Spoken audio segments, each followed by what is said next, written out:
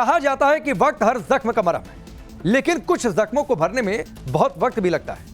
ठीक 1 साल पहले देश को आतंक का ऐसा ही जख्म मिला जब पहलगाम में आतंकियों ने नरसंहार किया था। धर्म पूछकर 26 बेगुनाहों की हत्या कर दी थी। देश ही नहीं बल्कि दुनिया को झकझोर देने वाली इस वारदात के 1 साल बाद पहलगाम और बैसरन में क्या हालात है? पहलगाम हमले के बाद हिंदू और हिंदुस्तान ने क्या सीखा? और सवाल यह भी कि ऑपरेशन सिंदूर में बरसे बारूद के बाद क्या पाकिस्तान कोई हिमाकत नहीं करेगा?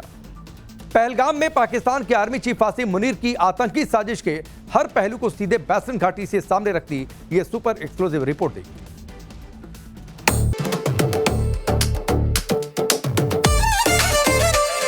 हंसी वादियां, महकते केसर, बर्फ से ढके पहाड़, झिलमिलाती झीलें, ये सूफियों की जमीन, ये ऋषियों की धरा, ये कलंदरों का बागबान, ये संतों की भूमि, जिसके आस्तानों में गुलनार की खुशबू है, जिसका सुखन सूफियान है, जिसे धरती पर जन्नत का खिताब मिला। लेकिन ठीक साल भर पहले धरती की यही जन्नत देश के 26 परिवारों के लिए ऐसा जहन्नुम बन गई जिसके जख्मों का जिक्र जब भी होता है खून खौल उठता है। 22 अप्रैल 2025 साल भर पहले की यही तारीख थी जब पाकिस्तान के पाले पोसे पापियों ने पहलगाम की बैसरन घाटी को बेगुनाहों के लहू से लाल कर दिया था। यही तारीख थी जब कलमा पढ़वाकर उन सैलानियों के जिस्म गोलियों से छलनी कर दिए गए जो अपनों के साथ सुकून की तलाश में आए थे। और यही तारीख थी जब हिंदुस्तान ही नहीं बल्कि दुनिया ने आतंक का सबसे खौफनाक चेहरा देखा था। पहलगाम आतंकी हमले के 1 साल बाद भी पहलगाम की बैसरन घाटी आज पर्यटकों और स्थानीय लोगों के लिए बंद है। आप जो मेरे पीछे ट्रैक देख रहे हैं ये वही ट्रैक है जो बैसरन घाटी की ओर जाता है और यहाँ से करीब 2 से 3 किलोमीटर का सफ़र एक पर्यटक और एक आम नागरिक को करना पड़ता है बैसरन घाटी तक पहुँचने के लिए। 22 अप्रैल के दिन के 1 बजे तक इस ट्रैक पर काफ़ी चहल पहल थी। पर्यटक आते जाते दिखाई दे रहे थे, घोड़े वालों की आवाज़ें सुनाई देती थी और लोकल जो टूरिस्ट गाइड है वो भी हंसते मुस्कुराते इसी ट्रैक पर चलते हुए बैसरन घाटी की ओर जाते थे या बैसरन घाटी से वापस आ रहे थे। बिल्कुल ऐसा ही था। इस संकरी सी पगडंडी पर सैलानियों के कदम चंद लम्हों के सुकून की तलाश में बैसरन घाटी पहुंच रहे थे। इस बात से अनजान कि कई कदम फिर वापस नहीं लौट पाएंगे। पिछले साल 22 अप्रैल को आतंकियों ने बैसरन घाटी पर हमला किया था। इस हमले में 26 बेगुनाहों की जान चली गई। आतंकियों ने पहले पर्यटकों का धर्म पूछा, फिर 26 लोगों को गोलियों से भून दिया जिसमें ज्यादातर हिंदू थे। सवाल यह कि आतंकी हमले के 1 साल बाद बैसरन घाटी के हालात क्या हैं? क्या इस बात की गारंटी है कि देश में फिर कभी दूसरा पहलगाम नहीं होगा? सवाल यह भी है कि पहलगाम हमले के बाद हिंदुस्तान ने क्या सीखा? इन्हीं सवालों का जवाब जानने टाइम्स नाउ नवभारत की टीम बैसरन घाटी में पहुंची और वहां के जो हालात देखे एक बार आप भी देखिए।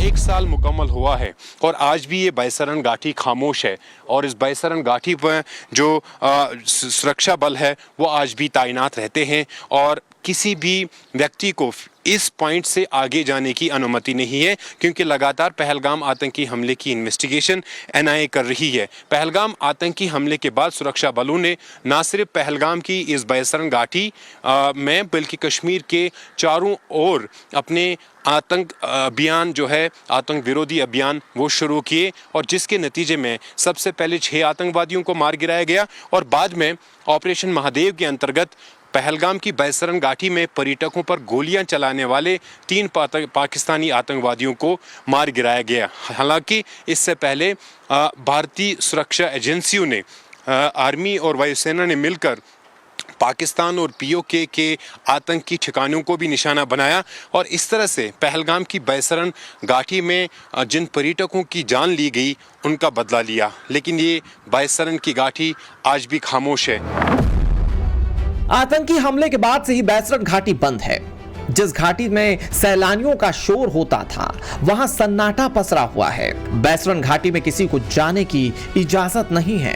घाटी की ओर जाने वाले रास्ते पर कटीले तार लगे हुए हैं। हर 50 मीटर के दायरे में जवान तैनात हैं। लेकिन 22 अप्रैल की उस काली दोपहर की खौफनाक यादें आज भी ताजा हैं।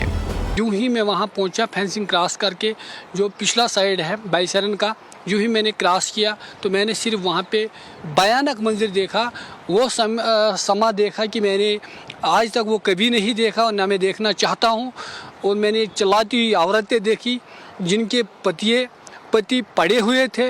मैं उनके करीब गया तो मैंने सबसे पहले यही समझा कि जो जख्मी है मैं उनको बचाने की कोशिश करूं। जब मैं वहां पहुंचा गेट पे, सबसे पहली डेड बॉडी मैंने गेट पे ही देखी। उसको जो है घर वालों ने घसीट के अंदर से बाहर लाया था, तो वहां पे उन्होंने दम तोड़ा था। जब मैंने देखा तो मैंने उधर ही कलमा पढ़ा। कुछ ही टाइम हुआ था, मतलब कुछ ही फासला, आधा घंटा का फासला था। जब इंसिडेंट के बाद मैं वहाँ पहुँचा तो मैंने सोचा यहाँ पे तो गोली खानी ही खानी है। मैंने कलमा बाहर ही पढ़ा, फिर अंदर गया। जब मैं गया अंदर, मैंने मतलब क्या बताऊं, मैं बयान भी नहीं कर सकूंगा। ऐसा मंजर था, ऐसा हालात थी। पहलगाम हमले के बाद सरकार ने जम्मू कश्मीर में 48 पर्यटक स्थलों को एहतियातन बंद कर दिया था, जिसमें से ज्यादातर को खोल दिया गया है। लेकिन पहलगाम के बाकी टूरिस्ट प्लेस खुले हुए हैं और धीरे धीरे पर्यटक भी पहुंच रहे हैं। उम्मीद भी यही है, गेस्ट भी वापस आ रहे हैं, एक अच्छा रिस्पांस दिख रहा है। तो हालांकि हम नहीं भुला सकते जो हुआ था, क्योंकि काफ़ी गलत हुआ था, पर उम्मीद यही रख सकते कि आने वाला टाइम अब बेहतर होगा। धीरे धीरे ही सही, लेकिन पहलगाम में जिंदगी पटरी पर लौट रही है और इसकी वजह है पहलगाम आने वाले टूरिस्ट की सुरक्षा सुनिश्चित करने के लिए उठाए गए कई कदम। हर सर्विस प्रोवाइडर की जांच पड़ताल की गई है, उन्हें रजिस्टर्ड किया गया है, यूनिक QR कोड दिया गया है। इनमें हर शख्स की पर्सनल जानकारी और दूसरे डिटेल्स हैं। पहलगाम हमले की बरसी से एक दिन पहले भारतीय सेना ने भी पाकिस्तान और पाकिस्तान के पाले पोसे संपोलों को फाइनल वार्निंग दे दी है। सोशल मीडिया पर सेना ने एक पोस्ट शेयर किया जिसमें लिखा है कि कुछ सीमाओं को कभी पार नहीं किया जाना चाहिए, भारत भूलता नहीं है। इसके साथ ही यह भी कहा गया कि जब मानवता की सीमाएं पार होती हैं तो न्याय सुनिश्चित किया जाता है और देश एकजुट होकर जवाब देता है। और सच्चाई भी यही है। पहलगाम हमले के बाद देश ने एकजुट होकर आतंकी मुल्क पाकिस्तान को जवाब दिया। ऑपरेशन सिंदूर के दौरान जिन्ना के मुल्क के जहरीले जल्लादों को कब्रिस्तान भी भेज दिया गया। पाकिस्तान में घुसकर दहशतगर्दों को सबक सिखाया गया। इतना बारूद बरसाया गया जिसकी राख हाफिज और मसूद जैसे जहरीले अजगरों की नस्लों को भी कब्रिस्तान भेजती रहेगी। और भेजा भी जा रहा है। आतंक के खिलाफ जबरदस्त ऑपरेशन चलाया जा रहा है। 2026 है, अप्रैल का महीना है और ऐसे में पहलगाम आतंकी बरसे के 1 साल पूरा होने को लेकर किस तरीके से सुरक्षा बल बेहद ज़्यादा अलर्ट है, ये साफ तौर पे आप तस्वीरों में देख सकते हैं। जम्मू कश्मीर की अगर बात की जाए, चाहे वो धार्मिक स्थल हो या फिर पर्यटक स्थल, तमाम जगहों पे सिक्योरिटी को टाइटन किया गया है। यही नए भारत की ताकत है। पहलगाम हमले के बाद यही हिंदुस्तान ने सीखा है कि आतंक का नासूर बर्दाश्त नहीं किया जाएगा। कलमा पढ़वाकर कत्ल करने वाले हर आतंकी का कब्रिस्तान ही आखिरी मकाम होगा। क्योंकि ऑपरेशन सिंदूर के बाद भी पाकिस्तान नहीं सुधरा।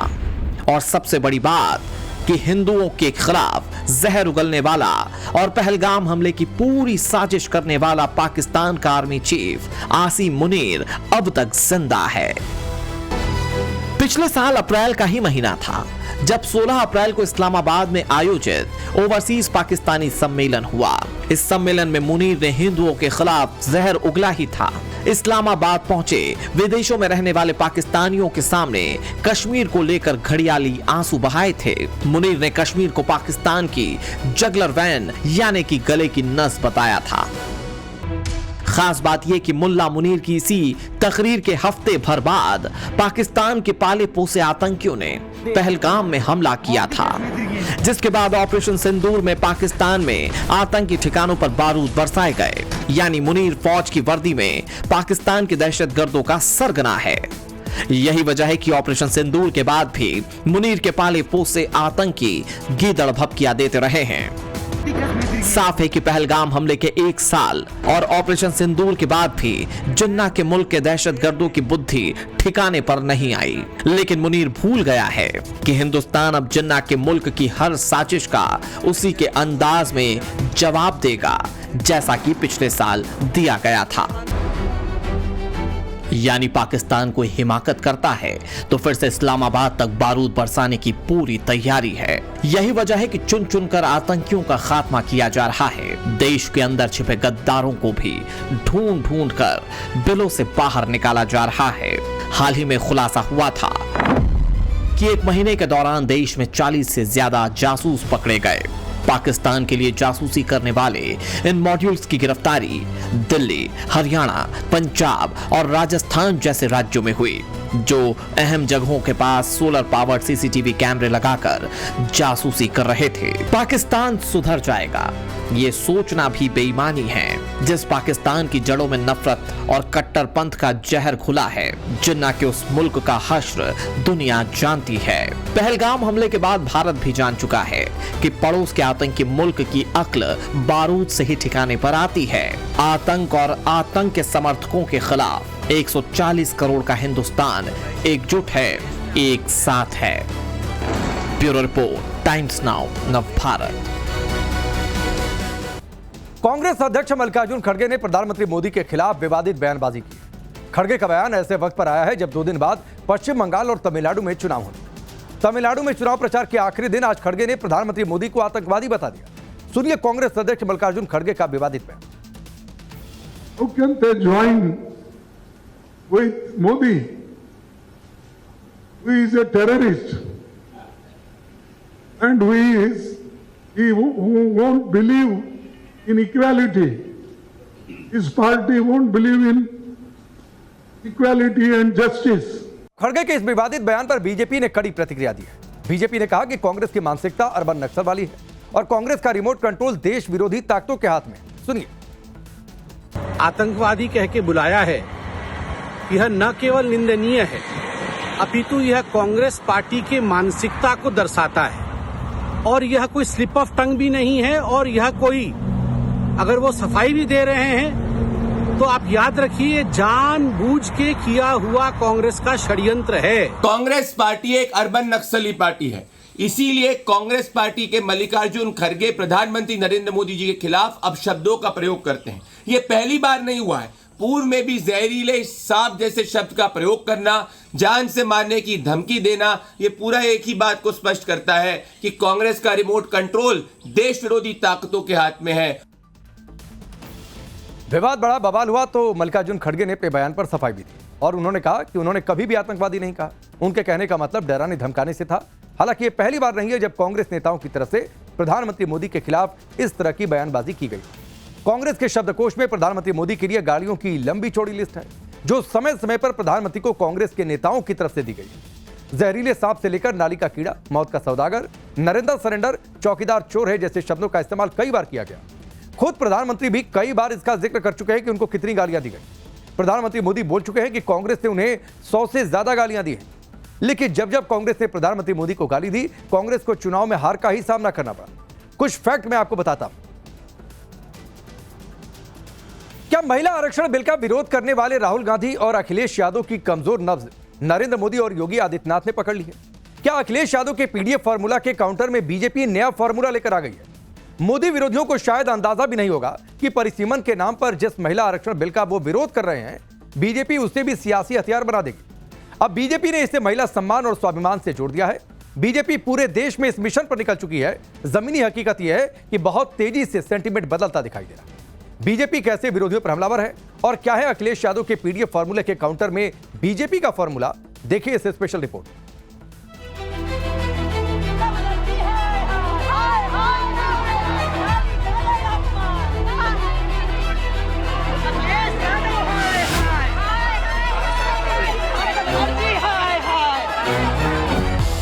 कांग्रेस हो या समाजवादी पार्टी, इनका चेहरा अलोकतांत्रिक है, इनके कृत्य महिला विरोधी है। ये पहली सरकार है जो सरकार में रह करके विपक्ष की प्रैक्टिस कर रही है। बिना नेता के रूम के बगैर 90% महिलाएं राजनीति कर ही नहीं सकती। तो जिन लोगों ने मातृशक्ति का अपमान किया उनका विनाश सुनिश्चित है। आगामी चुनाव में समाजवादी पार्टी कांग्रेस इसका खामियाजा अवश्य भुगतेगी। इतिहास में पहली बार ऐसा होने जा रहा है चुनाव में कि एक समुदाय एक दल को हराने जा रहा है और उस समुदाय का नाम है पीडीए। पहली जाति है महिला की, दूसरी जाति है गरीब की, तीसरी जाति है युवा की और चौथी जाति है किसान की। क्या अखिलेश यादव के पीडीए की कार्ड बीजेपी का MGYK है?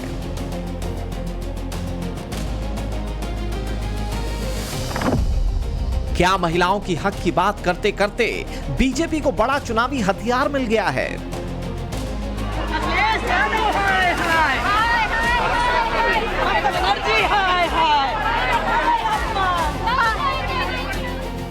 लखनऊ में यह गुस्सा, यह आक्रोश महिलाओं का फूटा।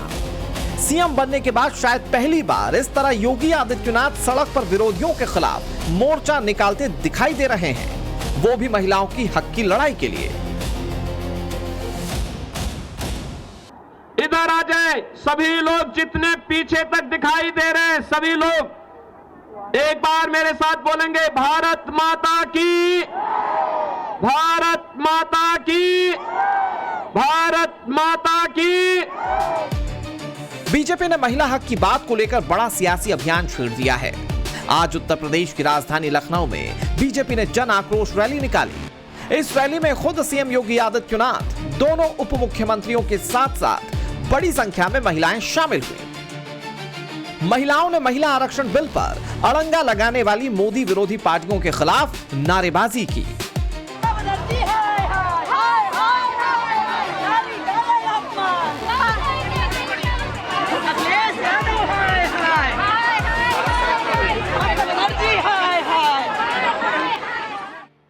महिलाओं के अधिकारों पर बार समाजवादी पार्टी और कांग्रेस जिम्मेदार, इसको लेकर आज यहाँ पे बाकायदा एक रैली जो है वो निकाली गई है। जन आक्रोश रैली आप देख सकते हैं। मुख्यमंत्री योगी आदित्यनाथ जो है वो है, दोनों डिप्टी सीएम जो है वो इसके साथ मौजूद है और तमाम महिलाएं जो है वो इस जो रोड शो है, जो एक तरह से आप कह सकते हैं जन आक्रोश रैली है, उसमें निकली हुई है। और आप देख सकते हैं किस तरह से बड़ी संख्या में जो महिलाएं हैं वो इस जन आक्रोश रैली में शामिल हो रही हैं। इस जन आक्रोश रैली के दौरान सीएम योगी आदित्यनाथ ने कांग्रेस और समाजवादी पार्टी को महिला विरोधी बताया, तो अखिलेश यादव ने बीजेपी की जन आक्रोश रैली पर तंज कसा। कहा कि बीजेपी विपक्ष में रहने की प्रैक्टिस कर रही है। ये कांग्रेस हो या समाजवादी पार्टी, इनका चेहरा अलोकतांत्रिक है, इनके कृत्य महिला विरोधी है। इनके सामने प्रधानमंत्री मोदी जी ने जो विकल्प दिया था अपनी महिला विरोधी छवि को समाप्त करने के लिए, उसका इन्होंने नाजायज दुरुपयोग करने का प्रयास किया है। और आज इसीलिए देश भर में आधी आबादी कांग्रेस और उनके सहयोगी दलों के महिला विरोधी आचरण के खिलाफ सड़कों पर आंदोलन कर रहा है। कि पदयात्रा हो रही थी लखनऊ में और इतनी भीषण गर्मी में कोई काला चश्मा नहीं लगाया था, और ये जो पदयात्रा थी वो प्रैक्टिस है कि विपक्ष में ऐसे ही आंदोलन करना पड़ेगा इनको। ये पहली सरकार है जो सरकार में रह करके विपक्ष की प्रैक्टिस कर रही है। इससे पहले शायद किसी ने अपने ही कानून के लिए, अपने ही बनाए हुए कानून के लिए इतना संघर्ष नहीं किया होगा जितना ये सरकार संघर्ष कर रही है। अखिलेश यादव 2027 के सियासी मैदान में पीडीए के फॉर्मूले पर ताल ठोक रहे हैं। अखिलेश यादव के पीडीए में पिछड़ा, दलित और अल्पसंख्यक हैं। बीजेपी ने अखिलेश के जाति कार्ड के काउंटर में नया फॉर्मूला निकाल लिया। बीजेपी MGYK वाले फॉर्मूले पर चल रही है, जिसमें महिला हैं, गरीब हैं, युवा हैं और किसान शामिल हैं। इतिहास में पहली बार ऐसा होने जा रहा है चुनाव में कि एक समुदाय एक दल को हराने जा रहा है और उस समुदाय का नाम है PDA और PDA परिवार। हम एक सूत्र से बंधे लोग हैं। यही PDA परिवार के लोग मिलकर के भारतीय जनता पार्टी का मुकाबला कर करके आने वाले समय में सामाजिक न्याय के राज की स्थापना के लिए PDA सरकार बनाने जा रहे हैं। 11-12 वर्ष में प्रधानमंत्री मोदी जी के नेतृत्व में देश के अंदर जो परिवर्तन देखने को मिला है, उसमें उन्होंने सदैव इस बारे में कहा है कि देश के अंदर केवल 4 जातियां हैं। उनमें पहली जाति है महिला की, दूसरी जाति है गरीब की, तीसरी जाति है युवा की और चौथी जाति है किसान की। और उन्होंने सभी नीतियों को इन्हीं 4 के इर्द गिर्द केंद्रित करते हुए देश को आज आर्थिक उन्नति के एक नए सोपान तक पहुंचाने में सफलता प्राप्त की है। देश के अंदर इंफ्रास्ट्रक्चर के इस नए युग का कार्य हो, नए भारत के अनुरूप भारत के अंदर भारत की विरासत के संरक्षण का कार्य हो, या फिर देश के अंदर समाज के अलग अलग तबके के उत्थान के लिए चलने वाली योजनाएं, इन सब का केंद्र बिंदु या तो आदि आबादी नारी शक्ति है, जिसके सम्मान, जिसकी सुरक्षा और जिसके स्वावलंबन के लिए अनेक कार्यक्रम चले हैं। बीजेपी भी मानती है और मोदी विरोधी भी जानते हैं कि महिलाओं का बड़ा हिस्सा नरेंद्र मोदी और योगी को वोट करता है। बीजेपी की योजनाओं में भी महिलाओं के हित की बात है, महिलाओं के सम्मान की बात है और यही वजह है कि महिला वोट के मामले में बीजेपी का ग्राफ लगातार बढ़ा है। बात लोकसभा चुनाव की करें तो 2014 के लोकसभा चुनाव में नरेंद्र मोदी को 29% महिला वोट मिले थे, जबकि कांग्रेस को 19% महिलाओं ने वोट किया।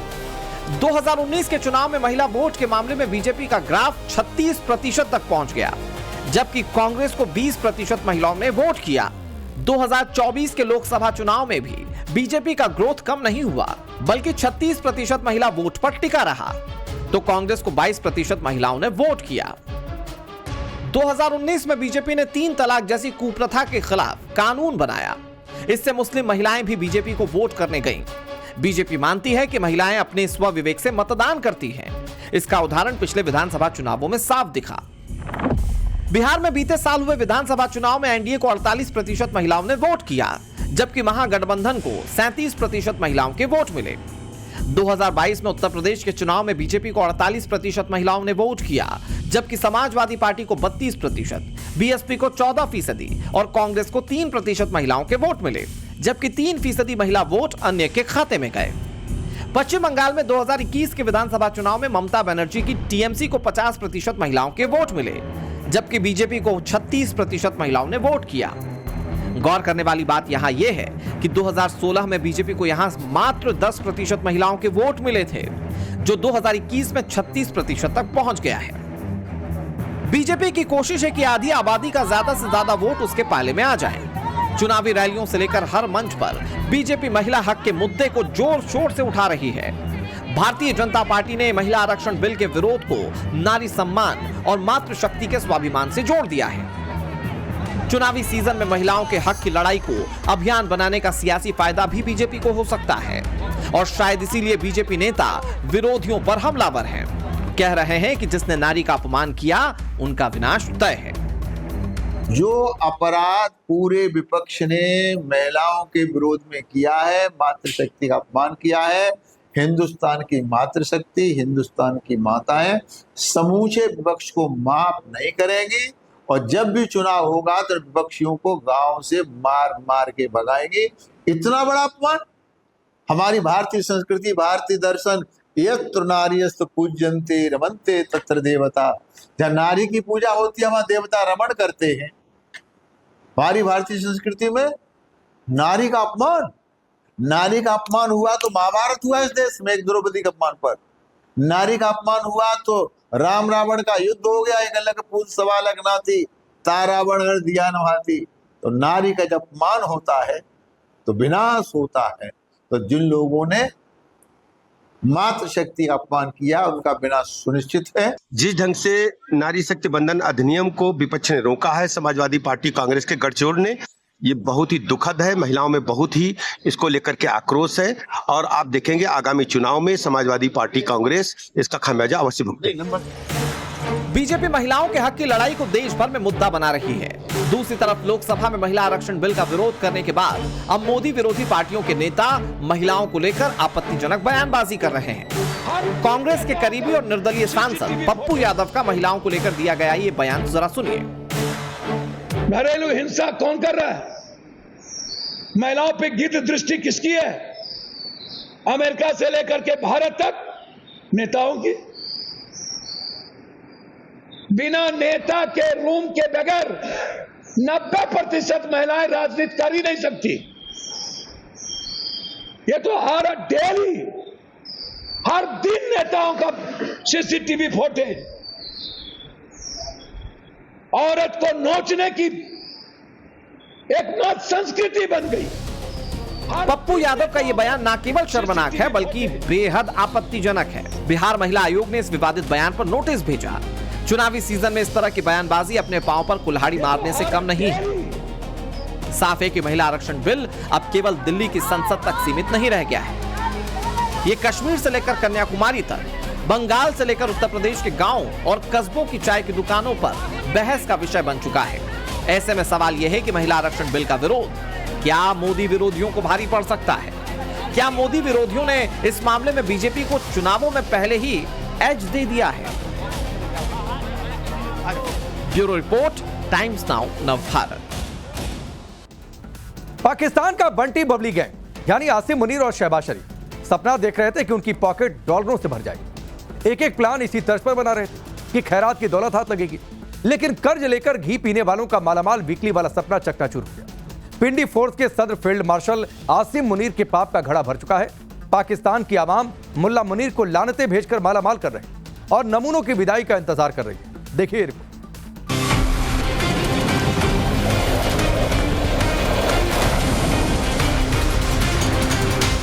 दुनिया जानती है कि आसिम मुनीर और शहबाज शरीफ ने मिलकर पाकिस्तान की क्या हालत कर दी है। शहबाज शरीफ अर्दली हैं और मुनीर उनका मास्टर है। सत्ता की असली चाबी तो फर्जी फील्ड मार्शल आसिम मुनीर के पास है, जो इन दिनों ईरान और अमेरिका के बीच जंगबंदी को लेकर दलाली में लगा है। लेकिन इस बार उसका दांव उल्टा पड़ रहा है। मुल्ला मुनीर की करतूतों की वजह से पाकिस्तान की आवाम उससे पिंड छुटने की दुआ मांग रहे हैं। बंटी बबली की जोड़ी ने पाकिस्तान का वो हश्र किया है कि अब वो मुल्क दोबारा अपने पैरों पर खड़ा होने के काबिल भी नहीं रहा। सऊदी अरब और IMF से भीख की रकम मिलने के बाद अब पाकिस्तान कतर के पास पहुंचा है।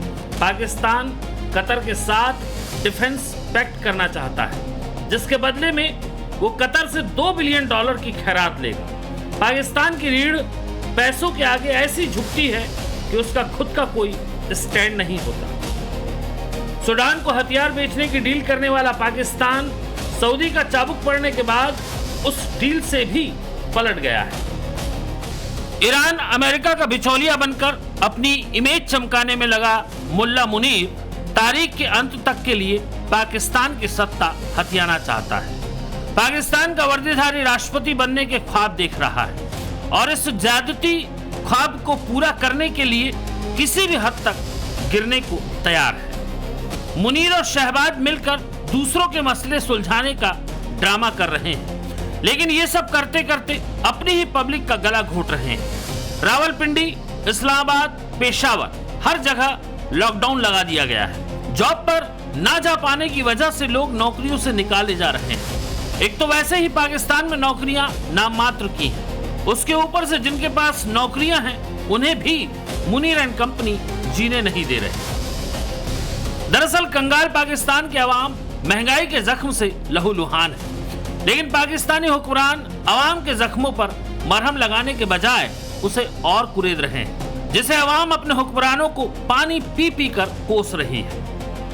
दरअसल पाकिस्तान की यह हालत एक दिन में नहीं हुई, इसके पीछे नाकामियों का बरसों पुराना सिलसिला रहा है और मुल्ला मुनीर भी वही रवायत अपना रहा है।